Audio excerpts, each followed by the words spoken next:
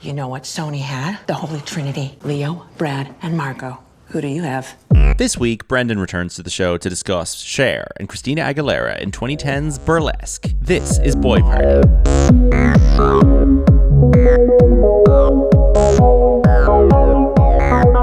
up there and do the wagon wheel podcasty. Hello, everybody. Welcome to Boy Party, a podcast about movies where two major stars of screen and sometimes of song star in a movie together and battle it out for first billing, box office glory, awards, success, and more. This week, I am joined by the new hot young thing in my club, here to steal the limelight and possibly save the business. It's Shane.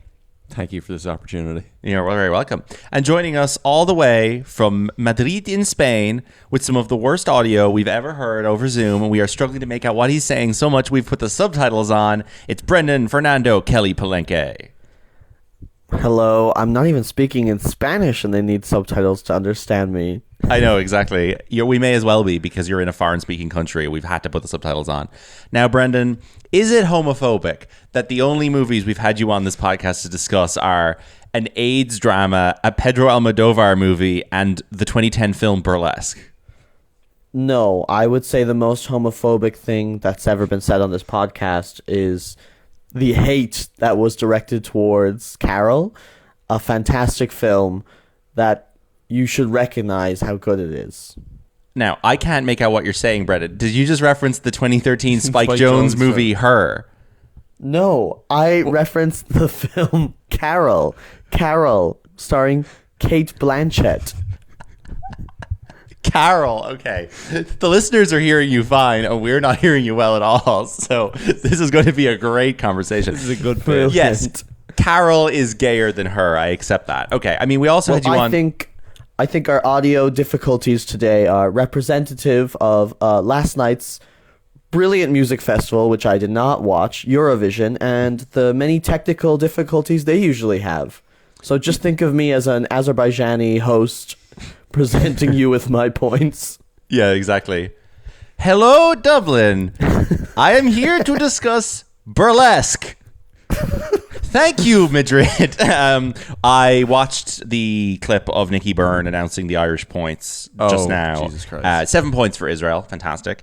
And Nicky Byrne waited about 10 seconds before responding. Surely in the year of our Lord 2025, they can figure out how to avoid that delay. Like, I don't get it. It's like it's almost as if the person announcing the results is hearing the audio from their TV instead of hearing it directly through the phone line. So sorry, where was show. the gap? It was, he said... As in, he waits 10 seconds before he replies when they introduce him. Oh, okay, gotcha. But, like, I don't fully understand the tech of it, but I would imagine that he shouldn't be hearing the audio as it goes out on television on a 10-second lag. He should be getting it directly from the room in Basel. So I don't understand that. Like, anyway, this is like not, a news broadcaster. Yeah, like a news presenter. That never happens. Like, so I don't understand it. Yeah. Anyway, Eurovision happened about 2 weeks ago at time of this episode being released. So we'll move along to another massive, flashy singing and dancing showcase of camp and flamboyance. The 2010 film Burlesque, starring two major stars of the music world as well as the film world, Cher and Christina Aguilera. Now, I would not consider Christina Aguilera to be a star of the film world. She has a mercifully short filmography, given that I'm trying to do as much research as possible before we discuss these stars. The only films she's really credited as being in are this and the Emoji Movie, Get Him to the Greek, and one or two small cameos, but like does not have a serious acting career of any measure. Cher, meanwhile, Academy Award winning, Best Actress for Moonstruck, and a pretty good film career that we'll discuss in a few minutes. But in 2010, it was these two faces that were on the poster for Burlesque as the old generation, the young generation, and I guess, Brendan, as a fan of this kind of thing, and by that I mean you are a gay man, what are your thoughts on this film and in how it positions these two women as two sides of a coin? I mean, I think that the main problem this film has is it's called Burlesque, and it does not contain any burlesque. Unless I'm really misunderstanding what burlesque is, I feel like there is a striptease element to it, and I mean, there's lots of like little musical numbers in this, but none of them are what I would personally describe as burlesque. If I went to a burlesque show and sure, Christina Aguilera was there, Would I be entertained? Absolutely. Would I maybe want my money back? Probably too. So I don't know. I think I think Christina Aguilera obviously is not an actress. You can certainly tell from this performance. She's doing her best, and I'm enjoying it. But aside from that, I don't know. I feel like this is a really cheap version. I think you said it as well, right? Of The Devil Wears Prada mixed with like Mamma Mia or something. Chicago, yeah.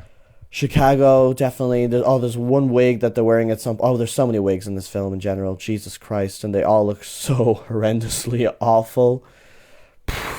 I mean, what do you even say about this, really? It's just a fantastic, fantastic film that's awful. I don't think I felt as strongly about it. Like, I didn't have a strong reaction of like, this is so bad, it's good. This is so good, it's good. I think we were both pretty disengaged watching it, Shane and I, kind of going around fidgeting around the room. A little bit. I think we kind of identified it as being pretty harmless from early on. It had a bit of kind of Disney show. Yeah. Disney Channel kind of... The start of like, I'm a waitress in a small town and I'm singing. I was like, okay, I can tell already this is going to be like inoffensively shit, which is fine. But for a musical, I would like it to inspire a little bit more of a reaction in me, albeit that a positive or negative one. I think by the time it gets to the 2 or 3 big numbers in the theater, I was a little bit more into it. Like, I did enjoy Christina's 2 big dance sequences with all the backing dancers, and I thought Cher's ballad was great, a great scene that I think there should have been way more of that type of thing with the Diane Warren song. But like the actual like construction of the movie is so like flat and cheap. I feel like you can tell it's like kind of made by a weird independent studio that doesn't exist anymore called Screen Gems. I think the budget was probably kept down by hiring really shitty people like Cam Gigandet in supporting roles. Now obviously there's Stanley Tucci's in there and Alan Cumming and Kristen Bell. We'll get to them. But like I feel like there are corners and costs being cut that you can identify that just make it feel a lot cheaper than Chicago, certainly, or any of the kind of similar dazzling, silly movies from around this era. I don't know. But, you know, talking about that Cher number, which I personally really didn't like, her little big ballad, I was also thinking the entire time, so the idea is that she is practicing this for a show. Who is going to watch this ballad during a cabaret show? You know, like, that is one of the biggest problems with this. It's like, I don't really mind if it's just going to be a musical that, you know, has these songs that are complete non sequiturs to what's going on, really. But if you're going to do that, then like I feel like all the songs within the actual movie are presented as like, oh, this is me like singing right now. You know, it's not like in other musicals sometimes where people are having a conversation and they start singing, but no one's really addressing that they're singing. There's always like, here I am, I'm Christina Aguilera, I'm singing, I'm not doing a lip sync. So I just really don't know how these songs are supposed to fit in with the idea of what is burlesque. Yeah, it's right?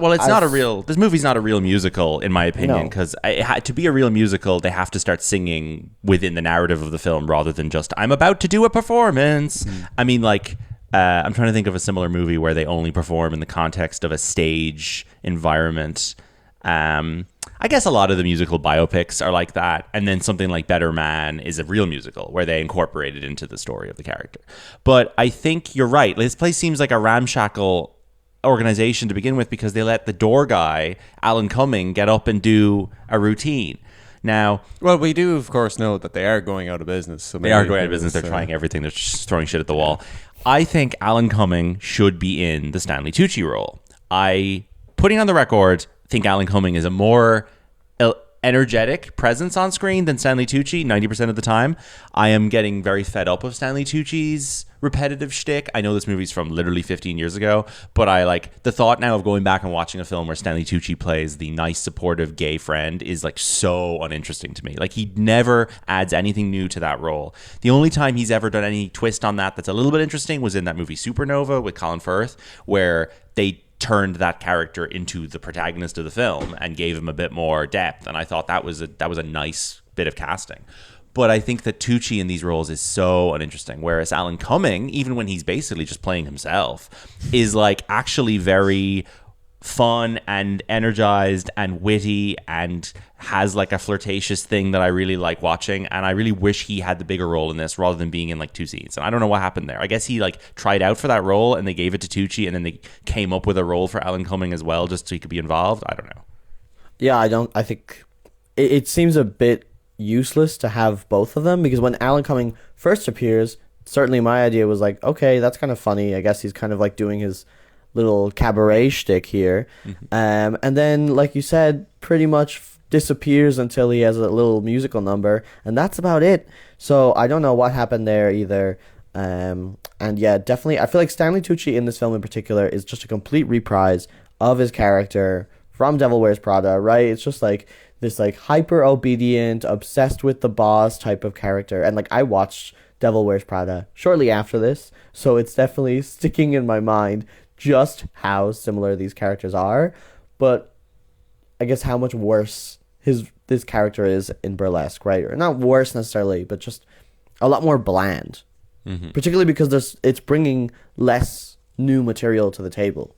Yeah. At the very least, The Devil Wears Prada was the first time he kind of really delved into that kind of side of his persona, as far as I'm aware. Yeah. Now, do we think this movie would work better if the Christina Aguilera part was played by A, proper actress, or B, any other pop star of the moment who would, if not be a significantly better actress, at least maybe bring a little bit more of the razzmatazz we're looking for? I know, Brendan, you probably like Christina Aguilera more than I do. I have basically no time for her at all. I think her music sucks. Her voice is horrible. I hate it the way she sings. Brendan or Shane and I did identify her. No, we don't want to. We're comparing her singing style to various farm animals because she literally just goes like, ah! It's so annoying, and I don't think she's charming, and I don't think she's got good style. I think there's basically nothing I like about her at all. And on top of that, she's a bad actress. So this movie really just cemented for me that I do not care for Christina Aguilera. And the fact that she has now basically vanished from culture from the last, like, since she stopped being a judge on The Voice, probably like 6 or 7 years ago, I feel like she has like vanished from culture. And that is something I'm very glad of. Now, defend her away. I mean, I don't have much to defend her with. Like, I'm not necessarily the biggest fan of Christina Aguilera. You know, when it comes down to Britney Spears versus Christina Aguilera, I think I'm pretty much always going to side down with Britney Spears. Well, now, so would Britney Spears have been a potential person to be in this movie if she was in a position to act? I think Britney Spears fits much more the character of, you know, Kentucky waitress who wants to make it big than Christina Aguilera. I don't know where Christina Aguilera is actually from, but to me, she's not giving, like, middle America, you know, small town girl. That's not at all the vibes I would get from her just immediately. And obviously, since she's not a great actress, you kind of have to go off of what they're just immediately giving you. Yeah. An interesting bit of alternate casting for this, I'd say, Julianne Hough. I don't know if you're familiar with her, but she's in this movie. She's this blonde Dancing with the Stars person who is one of the other girls in the Burlesque dancer group. And she ends up, a couple years after this, being the lead of the Footloose remake and the movie Rock of Ages with Tom Cruise, which is this like absolutely terrible musical. But it's her and this young other actor are the leads of it. And then Tom Cruise and Alec Baldwin and Russell Brand are all kind of hanging around. The normal guys. But Julianne Hough is like similar looking to Christina Aguilera, is not a good actress either, but she is like a professional actress. Like that's her thing. And a dancer. And she's in this movie, and I was sort of thinking if this was made 3 years later, maybe they would have done it with her, although she's obviously not a big name, so you're not getting the same draw there of the 2 stars. Otherwise, like Renee Zellweger a couple years earlier might have been better in this, and I don't even like Renee Zellweger that much, but she is actually Southern, and she would basically just be redoing her shit from Chicago, so it might have made sense. I can't think of anyone else who would really work in this around the time. Amanda Seyfried, someone like that. I don't know. Or make Kristen Bell the lead. I'm trying to think. But again, none of these have like the same star presence as like we've put a big pop star in this. But is Christina Aguilera not past her peak of popularity in 2010 already? Like, I would say, yeah, she's definitely past her most famous songs and era, I guess. But I think this is still what? This is probably close to around when Moves Like Jagger came out. So the voice starts the year after this, and then Moves Like Jagger, it seems to, I think, comes out of The Voice because her and Adam Lambert are both judges on that show. Adam Levine. And Moves Like Jagger comes out in 2012, I believe. And I think Moves Like Jagger is the best thing Christina has ever been involved in. I think that's a really good song. It's good slop, but it is a good song. Her part of it is the worst part. I'll concede that, but I think it's a good song. You don't agree? Is just to say that Moves Like Jagger is the best song that Christina Aguilera has ever been on. What's the best song she's ever been involved in? I mean, what about like Beautiful at the very least? Beautiful is awful. Beautiful is a terrible song. Beautiful is a song that as a straight person with clear eyes, I can tell you that song absolutely sucks. I mean, I'll tell you my favorite song of Christina Aguilera, which is one that I encourage you to listen to after this, and I know you will hate, is called Love My Body. That is the uncensored, or that is the censored version. Okay. Love is replaced with a different swear word I'm in sure. the explicit version. And it is just the loudest, most obnoxious song ever. The chorus is just her doing her typical like whoa, whoa, whoa.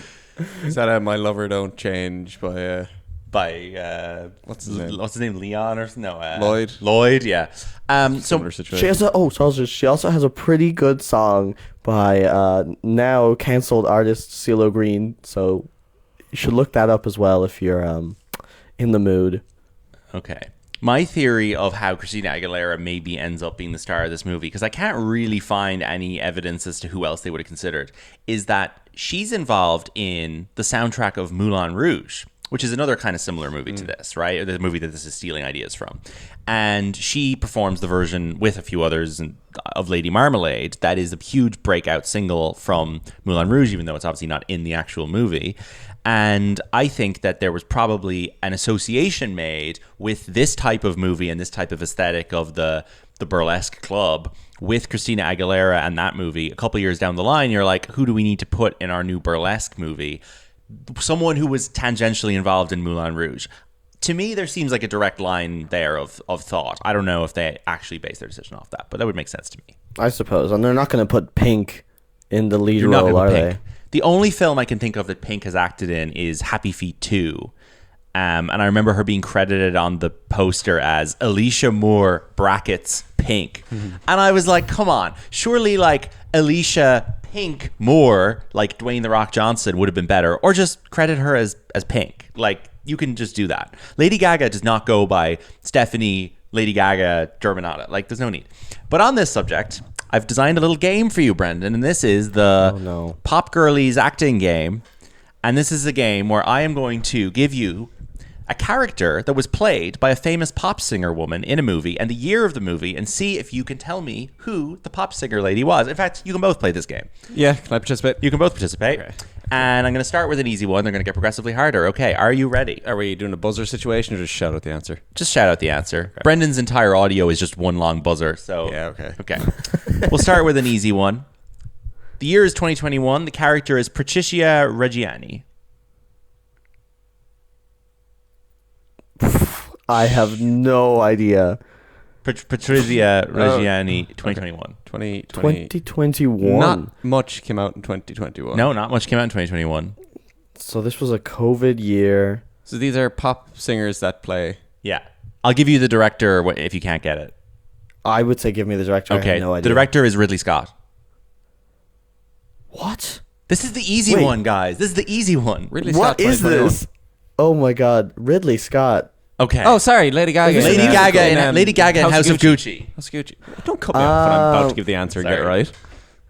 I was going to guess that, but I never seen House of Gucci. So you never saw House of Gucci? Sorry. Interesting. I really should, because I like Ridley Scott. I like Lady Gaga. House of Gucci is not very good, but I think I overestimate how much of a Lady Gaga obsessive you are. I thought you would have gone to see House of Gucci on day one. I guess not. No. All right. Next up, 2024 is the year, and the character is called Lagrange or Lagrange. What was the year? 2024. This is last year. I mean, this isn't Wicked, is it? Nope. Is this animated? Nope. I don't think barely any of these are animated. Mm-hmm. Lagrange. Okay, well, I'll give you the director. Matthew Vaughn. Oh, this is Dua Lipa in Argo. Correct. Dua Lipa in Argyle. I'm not watching that crap. Her only acting role other than Barbie. I haven't seen it either. So. All right. Next up. In 2012, who played Petty Officer Cora Weps Rakes? Weps is the nickname there. Petty Officer Cora Rakes, also known as Weps, in 2012. This is a police officer. No. Army. This is Army. Military. Oh. Katy Perry? No. I was just thinking of her Part of Me music video where she's in full army No, gear. this is not Katy Perry. No. Come on, guys. Come on. Oh. This is All right, I'll tell you the director. absolute flop of a game, unfortunately. This should be an easy game. I thought you guys would know these. All right, the director of this movie is Peter Berg. 2012. Who was a famous This is politician? a very. Her character is Weps, but this movie is very wet, splish splash, full of water, Splish splash. full of water. Hudson. No, Kate Hudson's not a pop star. No, she's not a pop star. She's trying She to is be. now. She's trying to be. No, this is a movie with a lot of water in it. Rihanna in Battleship. Rihanna in Battleship. Well done. All right, next up, 2011 Smurfette. Britney Spears. Yeah. No. No. Britney did the song, but she didn't play Smurfette. Oh my god. Okay. I don't know who played Smurfette. Oh, who plays Smurfette? Shit. Because Rihanna is the new Smurfette. This is the previous Smurfette. Have you listened to the new song? It's one of the worst things I've ever heard in my entire life. It's She fantastic. she came up with it on the toilet, I guarantee you. On her phone. The All right, background bass is actually the... Okay, Raja the Gosnell vibration. is the director. Come on. That's not going to help. You we know know what the the movie. All right, the answer is Katy Perry. Katy Perry played Oh, it was Katy Smurfette Perry. twice. She Okay. played her twice. All right. Next up, in 2014, who played Rosemary? Come on, this is a very famous person. You gotta get it. Rosemary. Yeah, who played Rosemary in a 2014 movie directed by Philip Noyce? Can I get some hints about what the film's about? Okay, the synopsis of this movie. In a seemingly perfect community without war, pain, suffering, differences, or choice, a world without differences doesn't sound very perfect to me. A young boy is chosen to learn from an elderly man about the true pain and pleasure of the real world. The cast of this movie also features Meryl Streep, Jeff Bridges, Alexander Skarsgård, Katie Holmes, and our pop star as Rosemary. It's bothering me how I'm drawing a blank. All on right, all the of these. answer is Taylor Swift. The Giver is the movie. Never heard that in my I life. have never heard of that. That's one of her only film roles. All right. Next, I've only known her for like Valentine's Day, and that's about it. yeah. Well, I haven't seen The Giver, but she's in it. Okay, next up in 2019, who played Harper Crayman? This is someone who's very popular at the moment. Ariana Grande? Nope. No.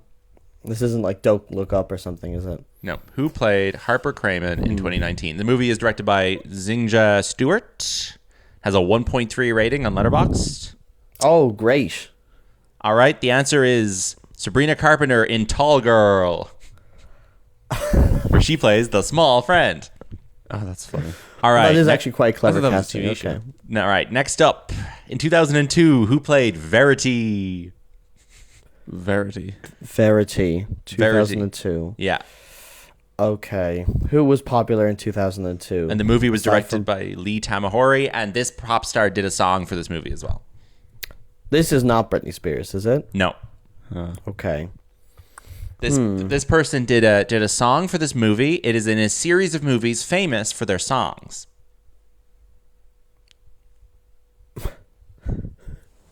All right. The answer is Madonna in Die Another Day. Oh, yeah. Oh. All right. Oh, I'm Madonna's in actually a bond. ashamed that I didn't get that. I Two really more. like that All song. right. Two more, guys. Okay. In 2015, who played Grace Thomas? Grace Thomas. I love how you're just giving us the most generic names possible. We Yeah. cannot. This movie's possibly directed be by expected Vince to get these. Marcello. I'll give you What this is it one. about? This movie is Olivia Rodrigo in An American Girl, Grace Stirs Up Success. Didn't expect anyone to get that one. And in 2019, who played Nala in a Jon Favreau film? Beyonce. Correct. Your first correct answer. Well done. There we go. In The Lion I can't believe King. Shane beat me at this game. All right. That's the end of the game, guys. I hope you enjoyed that. More games coming soon. Right. Back to Burlesque. What do we think of the songs here? So I think that The one that it's a burlesque. That one's good fun. I like that. Then there's this, which what's it called? It's called like Extreme or something. I can't remember what it's called. Then you've got Express. You haven't seen the last of me. Excess? Wait, what? Express. Oh yeah, okay. Then you've got You Haven't Seen the Last of Me Yet, which I like. Now that's the big Oscar play song, written by Diane Warren, famous Oscar loser, Diane Warren, and that is the only song Cher really gets to like belt out. She does get her little song at the start, which is like, welcome to Burlesque, welcome to Burlesque. I don't even remember the words. So when Christina shows up, yes, and she sings for real when there's an audio issue, were all the singing performances before that lip synced? Yeah. Like, is it a new thing that she was singing live? Yeah, like the Kristen Bell character is lip syncing all the time because their whole shtick is that they're good dancers. I don't think that anyone in the show is necessarily meant to be a good singer. Cher is a good singer, but Cher is like the owner of the thing. She's not performing every night. I don't know if Cher, she guess she does perform because she's performing when we walk in at the start. But I think Haven't Heard the Last of Me, it's pretty good. That song was obviously their Oscar nomination attempt, which was not successful. Show Me How You Burlesque then comes later, and then there's a song called The Beautiful People, Guy that What Takes His Time, But I Am a Good Girl, Tough Lover. These are all performed by Christina apart from Welcome to Burlesque. Apart from Welcome to Burlesque and You Haven't Seen the Last of Me Yet. Now, what this movie does lack, which I think its marketing suggests you're going to get, is a Cher Christina duet. Yeah. And I think it's insane to sell a movie as two big pop women and then not to give us a song together. I don't know what happened there. I don't think their voices would sound nice together whatsoever. So maybe they realized that midway through trying to put some song together, they were just like, oh, these women have such vastly different voices. Yeah. And maybe there was also, I don't know, some kind of diva thing there, not to be so stereotypical. But maybe it was the case that, Christina Aguilera wanted to be more of the main vocalist compared to Cher or something. I don't know. Maybe. It's crazy. It'll be a bit of a shout off. Like, yes, a bit of a shout off. So Cher has a very good and healthy film career that also involves her only working in movies every couple of years, which is a good way to be, I think. She is the Daniel Day-Lewis of her field. She is... most importantly responsible for the 2020 Joe Biden campaign song Happiness Is Just a Thing Called Joe. yes. It seems like happiness is just a thing called Joe. He's got a smile that makes the lilacs wanna grow. He's got a way that makes I'm sure I can find footage of Brendan and I bellowing that song at the top of our lungs when Joe Biden was elected in 2020, unaware of the horrors to follow in his presidency and after the fact. But Happiness Is Just a Thing Called Joe is great. But are you it's aware good use that of that Cher's. song was not an original song? No, it's not. It's a thought cover it of some was. real old-time song. Yeah. Is it about coffee? Is it about coffee? Yeah, like why did someone write a song about a Joe for no reason? That doesn't really make any sense. I think it was originally for a musical from like interesting. Okay. 1940s, something like that. All yeah. right, there you go. Well, it is a great song. And she just changed the lyrics to says, "When Joe's president, there'll be happiness everywhere." Like, it's good. But Cher is a great character that I guess I've never like thought that much about deeply. Like, I kind of just take Cher for granted, which is funny because she's hardly someone who like blends into the background. But she occupies an interesting place in culture where like she's 78 years old, but she seemed like she was 78 years old my entire life. Like, I cannot believe that Cher was in her 50s when I was a young child. Like, that's insane. She's got like obviously an important role in the gay community, like her son being Chaz Bono, who was like one of the most kind of first famous trans people in American media, as far as I'm concerned. Like, I knew who Chaz Bono was very young, and involvement in his life, and generally seems to be one that's very positive and reflected on very positively. But like, she still tours, and she'll just like randomly be playing in Dublin every 3 or 4 years, and you're like, oh, Cher is on. And like, I wonder what the demographic is at a Cher concert. Like, are there any people under 50 at a Cher concert, or is it like older middle-aged gay men and people who were around during her heyday? I don't know. I have to imagine, because even for me personally, if I see that there's a Cher concert, am I thinking, oh, that could be something fun to go to? Absolutely. But is it something that I'm really going to spend my money on? Probably not. So I do. And she probably charges a fortune for tickets, like anyone her generation does. Like, but it would be fun to see Cher in person. I feel like Cher is like a kind of otherworldly creature in the way that she carries herself and she talks and stuff. Where I'd love to just be like, I saw Cher. Like, she walked past me once. Next time she's playing, they already asked me to hang out outside the Shelburne and just like catch a glimpse. Wait for her to leave the Shelburne and then get an autograph. Yeah, and she'd just be like, hello, good to see you. But like, your share is in your Jimmy Stewart register. I know. I can't. Look, I can't do it. In your Jimmy Cher Stewart is a register. very hard impression to do. I'm not claiming I can do it well, but I'm making a valiant attempt, and I think that I get points for that. I mean, always an just attempt. throw on any episode of RuPaul's Drag Race, and unfortunately, you will hear about 30 different Yes. impressions of her in every episode.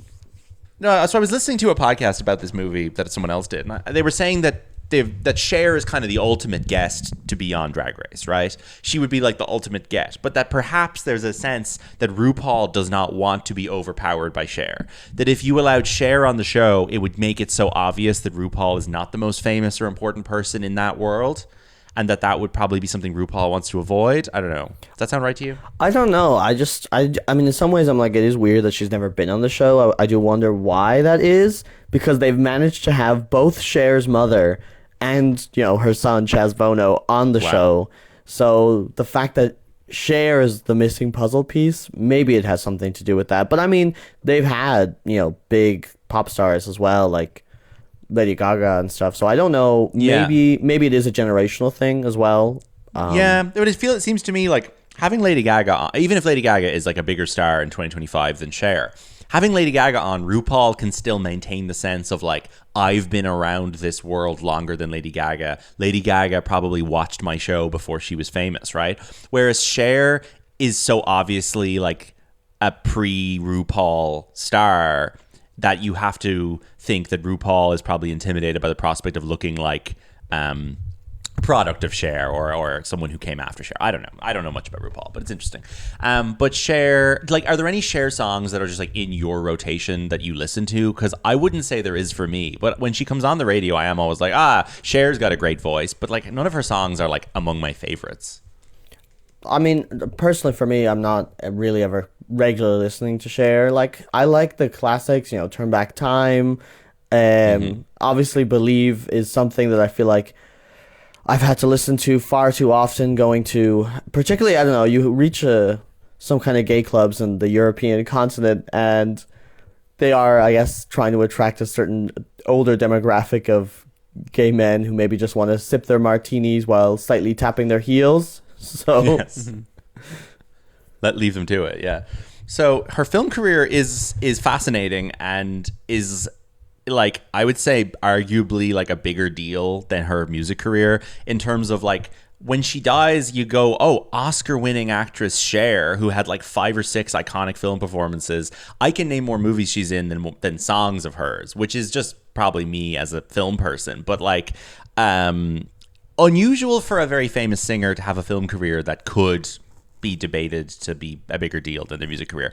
Like, if Lady Gaga ends up winning a couple of Oscars in her life because she's such a good actress, and if she maintains at making a good movie every 2 or 3 years, like Joker Folie à Deux, her best film, and she is able to have like extreme film success over multiple decades, I wonder when she gets to her 70s and her music has maybe dried up a little bit, will people say the same thing of like, God, the film career almost kind of hit higher highs than the music did? I don't know, but for Cher, it feels to me that that's the case. So, well, film is probably a more sustainable practice as you get older. Well, it's becoming it's harder one. to become a pop star, I guess. It's harder to become a pop star later in life. It was always the case that women really struggle to get good roles after a certain age. I would also say that women struggle to maintain music stardom after a certain age. Cher has done a good job of like being both, but I mean, she is like a kitsch element to drop into a project. I mean, she's not, with all respect, taken that seriously. although people, admire her talent, she is still like a kind of a kitschy, funny, quirky element. But she starts acting in movies in like, playing herself in the mid 60s, which is kind of nuts. I mean, you forget that her whole career with Sonny is kind of a 60s, 70s thing, like before she becomes an 80s like pop diva. But first thing I've seen her in, I watched the other day, 1983's Silkwood. And this is a really good film I watched about Meryl Streep playing like a whistleblower at like a power plant, kind of like a factory where they're making like radiation stuff and basically health and safety lapses. And Meryl Streep is a whistleblower, and she's playing a real character, Karen Silkwood, who was ultimately murdered. And Cher plays her like sassy lesbian housemate and best friend, and it's a great use of Cher. And she's like hanging out in the house with her girlfriend, like commenting on Merle's like political passionate project, and it's really fun use of Cher.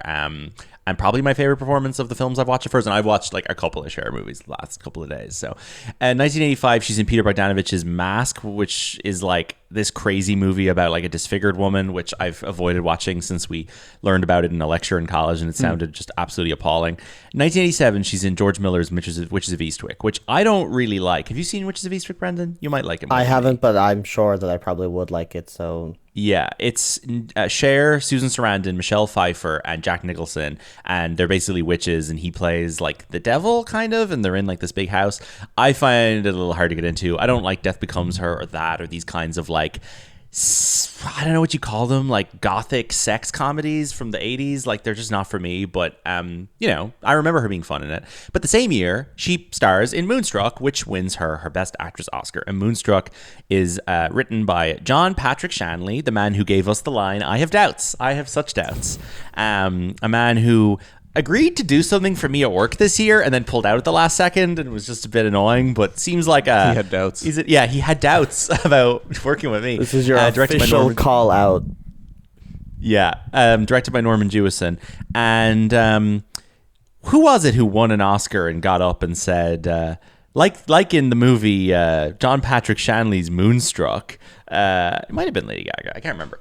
But anyway, Moonstruck is like a lot of people's favorite movie, including people I know. And I think it's fine. Like, it's very charming. It has a nice, like, dreamy New York late at night, moon in the sky type thing going on.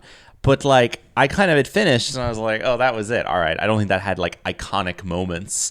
Is it a musical? No, it's not a musical. There's no music in it whatsoever. It's like a very straightforward kind of romantic comedy with very gentle chuckles about Cher trying to basically leaving her husband, Danny Aiello, or her fiance, Danny Aiello, for his kind of greasy brother, Nicolas Cage. Have you seen Moonstruck, Brendan? You have thoughts on it? I have seen it, yeah, and I mean, I enjoy it, but it's one of those films where, I also feel like it's not something I'm ever really that excited about the idea of revisiting. I'm sure I probably will see it again at some point in my life.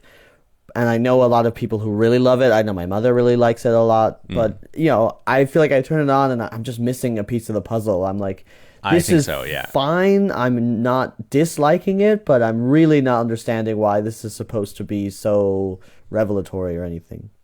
Yeah, I think Cher is really good in it, though, and the most impressive thing about her performance in it is how like low energy and measured it is. I think for someone that we associate with being like big and loud and silly, I think Cher is like incredibly kind of like gentle and put together in that film in a way where you're like, oh, like Barbra Streisand probably would have given like a less subtle version of this performance. So like, I'm glad this is Cher, but it's a weird performance to have won an Oscar, but I guess they just used to give Oscars to like nice gentle performances. You didn't have to be like screaming and shouting to get an Oscar. It's interesting, but it's weird that Cher has an Oscar, and it's good that it's for a movie that people actually like. I mean, it would be boring if you're like, oh, Cher won an Oscar for like blah blah blah. You'd be like, okay, Mamma Mia, here we go again.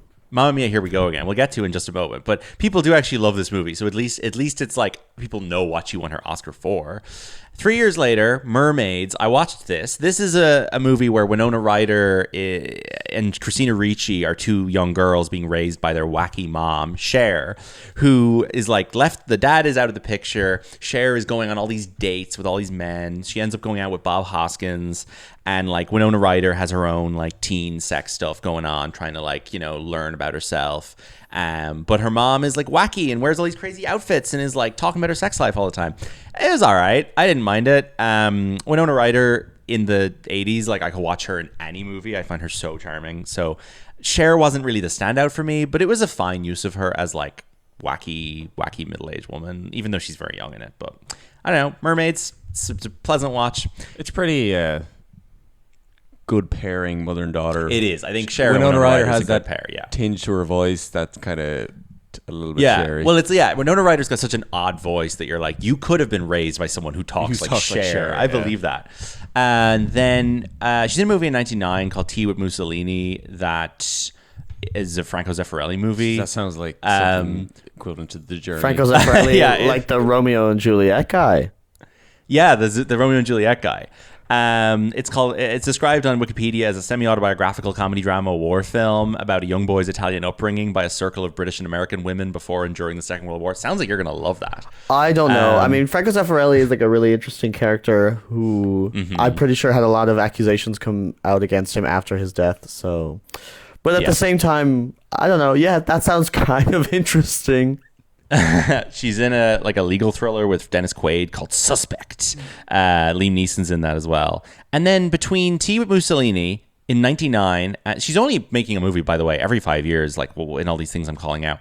Between Tea with Mussolini and Burlesque, she only appears in Stuck on You, the great Farrelly Brothers, conjoined twins movie with Matt Damon and Greg Kinnear. And then 2010, she's in Burlesque. So this is back after a decade plus of not acting. And it is obviously a big deal that she's in this. And then she voices a lion in the Kevin James movie Zookeeper the year after, and then proceeds to never act again, with the exception of 2018's Mamma Mia, Here We Go Again. And obviously, Mamma Mia, Here We Go Again kills off Meryl Streep's character before the movie begins for very weird, just I guess, scheduling conflict reasons that have always annoyed me, and I've never understood why that movie needed to kill off Meryl Streep. I feel like the Godfather 2 structure of flashing back to her as a young woman played by Lily James works just as well if she's alive in that movie. In fact, probably works better. And I think that Cher being brought in to play the grandmother is an attempt to compensate for the lack of Meryl Streep. Although Meryl Streep is like on the poster, but she's barely in that movie. She's in it as a ghost for 2 scenes. So they're like, we got Cher though, and like the combination of like Cher and Christine Baranski and Julie Walters and everybody else and Andy Garcia, who plays obviously Fernando. You're kind of you're just like upping. Yeah, you're turning up the gay and the camp appeal like another 5 inches on the dial, just so people are like, yeah, Mamma Mia, here we go again.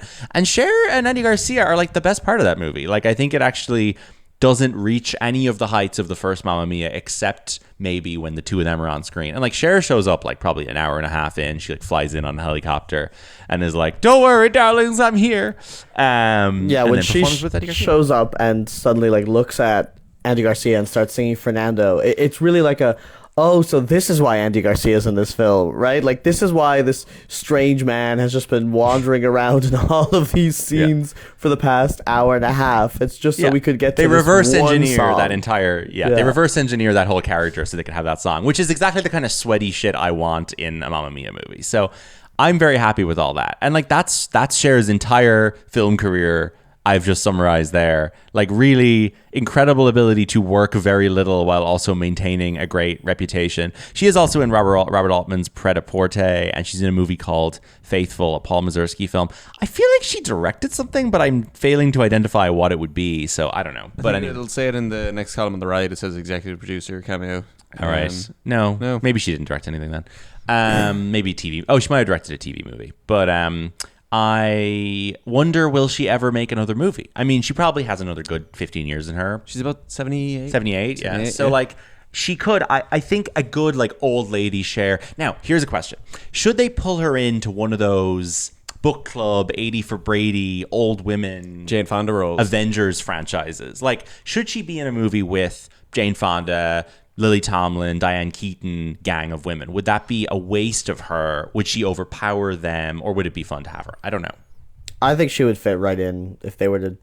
I wouldn't say it's in any way surprising. You'd see that and you'd be like, that makes completely sense. Of course, yeah. You know? Yeah. Obviously, what I would love is for her. Yeah, what I would love is for her to be in something with Barbara, who is also like pretty hard retired now, like from movies. People are wondering, will Streisand come back for Dirty Fockers 4, which they're currently making. I don't know if she's going to be in that. I'm really surprised if any of those old people are in that, apart from De Niro. But like, Barbra Streisand's husband, James Brolin, is in Burlesque as the man at the end that they sell the air rights to.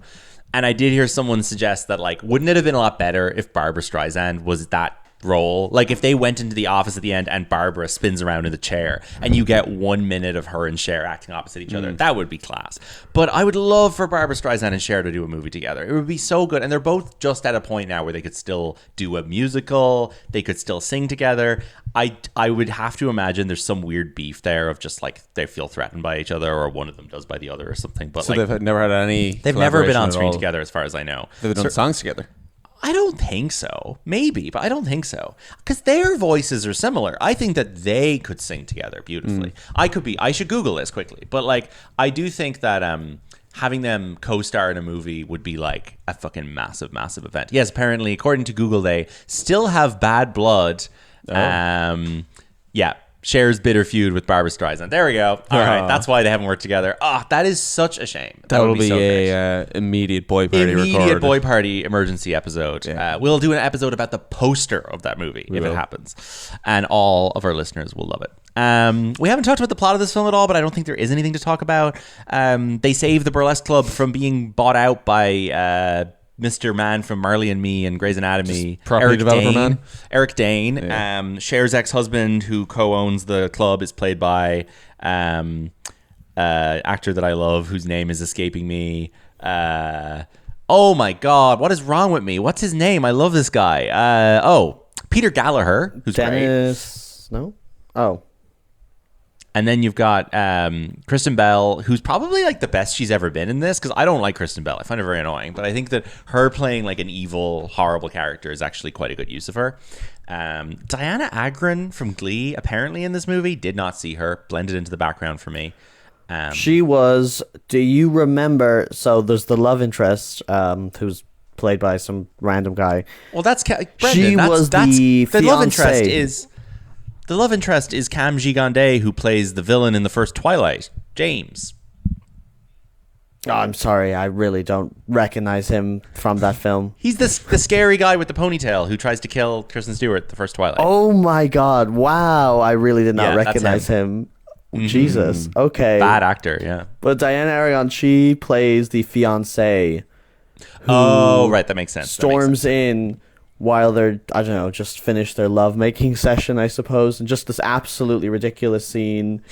I'm sorry, I actually was completely with Christina Aguilera's character, though, where I thought that, what was this guy's name? The Twilight guy? Cam Gigandet. Yeah, him. I was convinced he was gay, and I was like, wow, yes. The Stanley Tucci character and him, that's quite nice. They really know their audience here. But no, apparently not. And they have just such a whirlwind romance. I think in 2010 we were still at a point where a gay man in a Hollywood movie was not going to be allowed to be young and handsome. They had to be like old and fatherly, or else they weren't going to allow it. Like, they wouldn't let a young hot guy play a gay character, and he wouldn't have wanted to play a gay character. Like, it's only a couple of years later that they'll start allowing people to do that.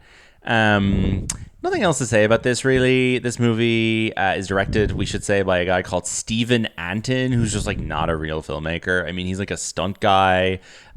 He's directed 2 movies. The first one is from 2006 and is called Glass House, The Good Mother, and doesn't have any actors in it I've heard of. And then he directs this. I don't understand what happened here. Why was he allowed to direct this movie? Sorry, is this the same man you showed me a picture of 2 days ago with the glasses and the... Well, maybe. I don't know. Sorry, I've just figured out why he was allowed to direct this. Pussycat Dolls music videos. That's his thing. Oh, okay. Pussycat Dolls is an interesting line of aesthetic here. I see that. Yes. I see that. Suddenly that this sense. Whole film makes sense. This really Sorry, feels like maybe one Nicole- long Pussycat video. Nicole Scherzinger could have been good in the Christina role.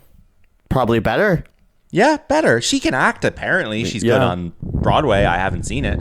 Okay, not a real director.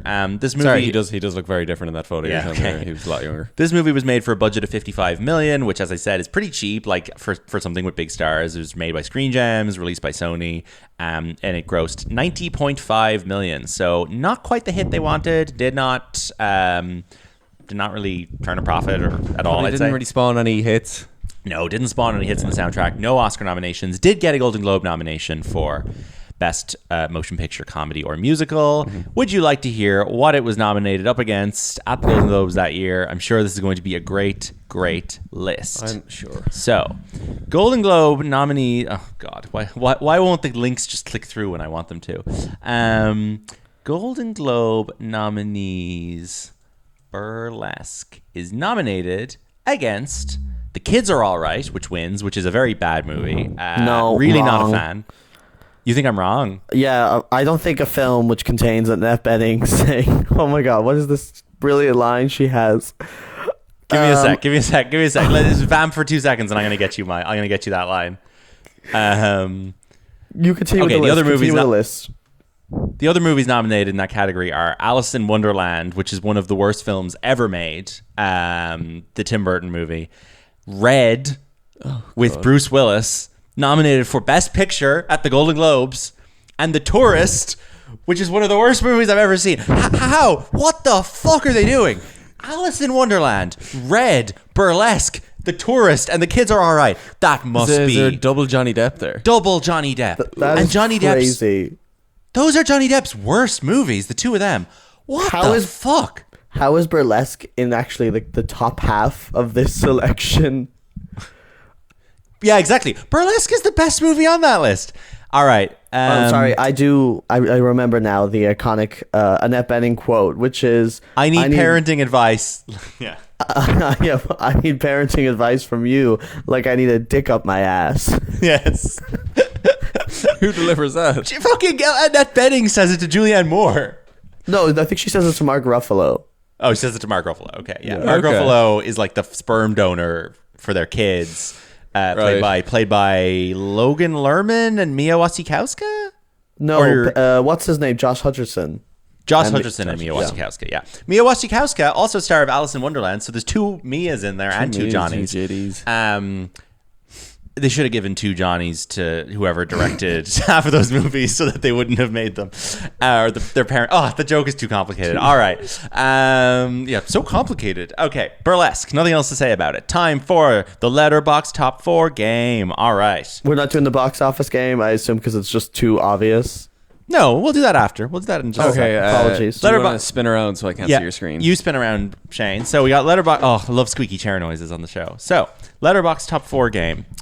A lot of people have this in their top 4. Tens of thousands of people have this in their top 4. I talked about this with my coworkers, and they were kind of aghast that I was describing it as not a great film. So, okay, interesting. People do love this. So this is Juan. This is Juan's top 4. Burlesque is the second movie in his top 4. Yeah. So the first movie here is from 2011, and it comes out about 3 months after Burlesque. It is a film that I once put on, Brendan, when we lived together while our housemate was trying to prick himself for blood to do a test. And it was so uncomfortable that I turned it off and we put on Whiplash instead. This movie is so gross. It is like so ugly and disgusting. Is this Splice? What? No. Sorry, it's ugly and disgusting in that I hate how it looks and sounds. It's not a horror movie. Medical. There's medical stuff in it, but no, this is a blockbuster. This is a fantasy science fiction blockbuster movie with a female team at the center of it, a group of young women by a very famous director that people are Marmite on. Oh, interesting. The trailer features Sweet Dreams by Eurythmics. Was this like the Battle of Valkyrie? No. Is this a Soderbergh thing? No, this is by like the most like Marmite director in the world. Like extreme responses on the internet about this filmmaker. J.J. Abrams. No, way more so. Baz Someone who Luhrmann. seems like a no, more so. Someone who seems like a chill guy but just produces absolute like nightmare internet discourse. The movie is by Zack Snyder. Oh, sure. Oh, this is Sucker Punch. Is it? Sucker Punch. Okay. Sucker Punch, a film I will never finish as long as I live. The first 5 minutes makes me feel so sick. It starts with like a mental hospital and lobotomies and Just gets worse from there. Also has this insane like fetishization schoolgirl aesthetic for all the women in it. I think this film looks so ugly. I will never finish it. That is Juan's favorite movie. Then Burlesque. Third up, he's got a cult gay classic from 1995. I've never seen this, but this is like very, very popular with like fans of Drag Race, I'd say. Was like Tu Wong Fu or something? Tu Wong Fu. Thanks for everything, Julie Newmar. Is it actually? 1995. That's it. Correct. That is his third favorite film. And then his fourth favorite film is like a real trashy boy party that I have put on the like master list of movies we could cover. It is about as trashy as a boy party gets. Like absolute slop that no one remembers, and the actors in it are terrible. It's from 2013, and it's part of the craze of like we've got to turn fairy tales into action movies. Oh no. And it's about as literal an interpretation of that as there has ever been. It's not like a Snow White and the Huntsman or something, no? No, it's like trashier than that. This movie's like cheaper and more rubbish than that. It's probably rated R. The stars in it are like fake movie stars. Famous people, but like bad actors. And it's probably made by like Screen Gems who made Burlesque. Like is it one of the traditional fairy tale Yeah, stories? it's a very famous fairy tale. But it's a boy party, so it's a fairy tale. Oh, is this a Hansel and Gretel? Correct. Yeah. What's the title of the movie? This movie is Witch Hunters. Hansel and Gretel Witch Hunters. Is it actually Witch with Hunters? Jeremy Renner and Gemma Arterton. Well done. Nice.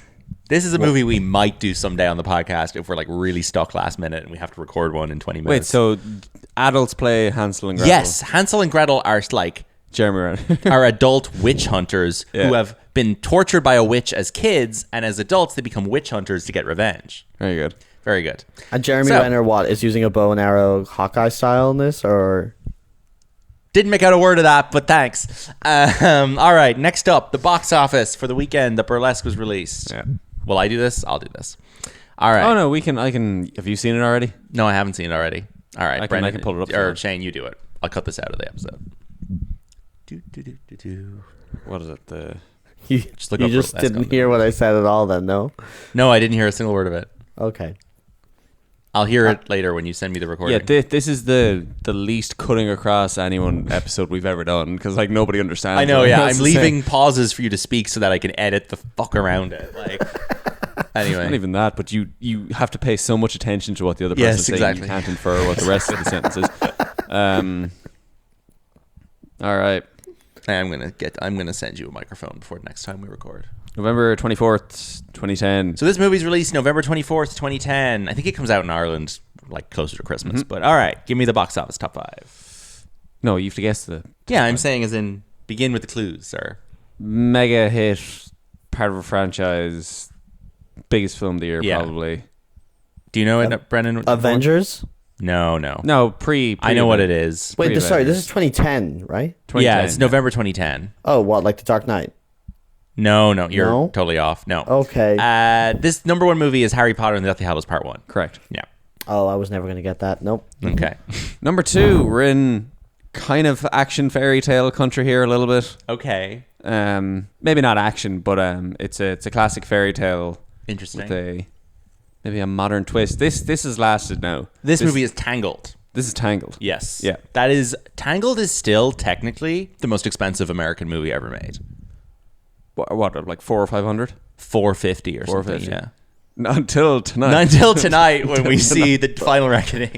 Why was it so expensive? They made it twice. They made the movie, they finished it, they threw it out, and they made it again. Yeah. So it cost more than any other movie because it's 2 movies. It like narrowly beats the Pirates of the Caribbean 2 and 3 like double production that they did, which I think is like 400 and something as well. Jesus. But Mission Impossible is getting there, and Fast X was in like the 400 range as well. Anyway, Next up, we have our titular Burlesque. Burlesque opens number 3. Not It terrible. opens number 3 That's not with bad. a rather paltry $2.8 million. It opens with $2.8 million. Yeah. You're sure that's not a one day? That's Maybe it is a definitely. day. There's no way that's a weekend gross. That's not possible. Surely not. Sorry, that would be like the biggest flop of all time if it was. No, that's not true. Yeah, We okay. couldn't be opening a third with 2. 3,000 screens, Med. I'd say that's like the Friday. It's maybe. Yeah, no way. Surely not. Anyway, go on. Daily Domestic, sure. Yeah. Next up is another animated. Megamind? Yeah. Yeah. Yeah. I know this time. Yeah, 2010 is like I'm your- very good on your 2010. zone. Yeah, I was like zoned the fuck in. We got a bit of a rom-com here. No Strings Attached? No. The other one? The other one. Love and Other Drugs? Yeah. Yeah, weird movie. Sorry, Brendan. I just read the book by the man who directed that movie, Edward Zwick, and I learned a really fun fact, which is that the poster of that movie, which is an image of Jake Gyllenhaal and Anne Hathaway lying in bed together naked, the director was in the middle of them in that photo when they took it, and they photoshopped him out. So there's like a gap on that poster. They were doing like a director should wrap be- photo because that was the last scene. Yeah, they shot. took it as like a nice photo for them to have, and then they ended up using it for the poster, and they photoshopped the director out. So there's literally the third wheel of the director missing in the middle of that poster. Fun fact. Beautiful. Okay. One more. This film is about a train that cannot stop. This is so easy. Do you know this one, Brendan? What is this, like Snowpiercer? No. No, Is it's this a train. Brendan. Is this It for can't Chris Evans? stop. No, it can't A train stop. that can't stop, Brendan. A train that can't. Is this not the Chris Evans No. Korean film? No, that's Snowpiercer. This is about a Yeah. train that can't stop. This is about a train that can't stop. What if it couldn't stop? It would be Unstoppable? correct. Yeah. Tony Scott's Unstoppable with Chris Pine and Denzel Washington. What is this film? I've never heard of this. It's a good film. It's about a train that can't stop. Did you know that? It's Tony Scott, the great director. It's his final film. He died All about right, a year and a half after. Okay, we're not going to do any more, but I'm going Yeah, to. ring out the other ones. Next is a film called Faster, which this is the first week. Yeah, by, that's The Rock, yeah. CBS Films. Yeah. Is that him in a truck? Yes, Yeah. I think so. Or is that Snitch or Snatch? No, that's the one with the truck. Faster's the one with the truck. Faster's the one with the truck. Yeah. Next up is a film we've covered on Boy Party. I don't know. I need a bit more information. Due date. Due date. Oh, Due yeah, date. yeah. Then we got the next 3 days. God, Morning King's Speech Glory, could be in here as well, is it? 127 hours. Social Network? Social Network is there at like 17. Been out for a while, yeah. Despicable Me. Yeah, not a particularly interesting list here. No, but there's some good movies in there. Yeah, Easy A, Inception are still knocking around fucking there. Easy A, Inception, Social They're in the Network, 20s. Megamind, Despicable Me, and Burlesque. Oh, I Wall mean, Street 2 popping in there. Wall Street, Money Never Sleeps. Yeah. Yep. Very good. All right. Thank you so much, everybody, for tuning in, and thank you, Brendan, for joining us to discuss Burlesque. Last thing I want to say is yeah? the funny little voice thing Cher does when she's trying to get Christina Aguilera to stop talking. yes. She's going, no, stop, no. Yeah, that is really good. She grabs her and she's like, no! Yeah, it's really good. I rewinded to watch that again. Thank you for joining us, Brendan. We'll have to have you on again very soon. We'll try and mix up the... Microphone pending. Microphone pending. Yeah, you're not having you on again until that's sorted. We will pick a new, different type of movie to have you on next time. As always. Everybody stay tuned for the absolutely lovely episode of the Game Movie, which I'm sure will appear on next. We'll come up with something. Visit boypartypod.com for all the latest episodes. You can listen to our 25 for 25 episodes about the best 25 movies of the last 25 years, which are being released intermittently as well. Boy Party Pod on Blue Sky and Instagram. And we'll be back next week with more Boy Party. Thanks for tuning in. Get home safe and make sure you do the wagon wheel with Tusi. Bye-bye.